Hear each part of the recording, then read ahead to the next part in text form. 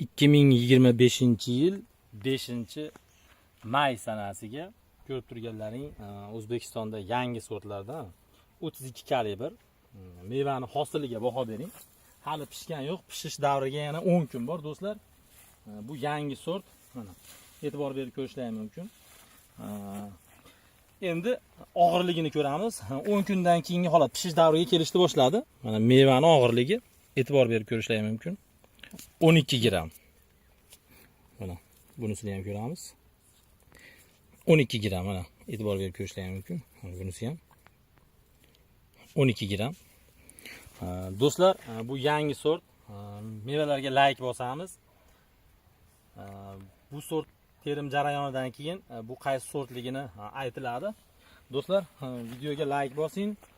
Qani sizlardan ham xuddi shunaqa giloslarni kalibri yirigini kutib qolaman. Bu barcha O'zbekiston Respublikasida shu giloschilik sanoatida shug'ullanadigan agronom bolalarga qani kim eng yirik gilosni qo'yib bizga javob qaytarar ekan, challenge kutaman. Mana bizda hozirgi kunda hali pishgani yo'q, 12 gram 32 kalibrda beryapti. Mana yaqinroqdan ko'rsating. Hisob ko'ring, 30 32 qilib ko'rsating.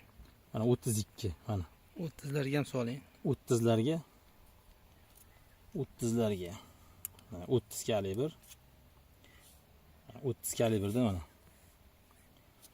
Ularda ham soling. 30 kalibrdan o'sha bu tushmaydi bu giloslar. 30 kalibr mana u tushmaydi mana. 30 kalibr juda yirik gilos aka. Lekin hozirgi kunda 32.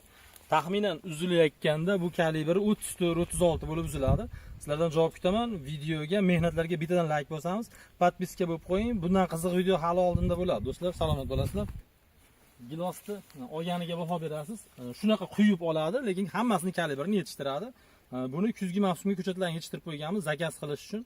94 139 33 39 telefon raqamlariga qo'ng'iroq qilib bog'lanasizlar. Olganiga bitta baho beringlar mana. Hali bular xom. Giloslar mana xom. Lekin o ichki qismlari uje yetilishni boshladi. Tepa tomonlardan uzildi. Salomat bo'lasizlar. Videoga bittadan like bosamiz do'stlar.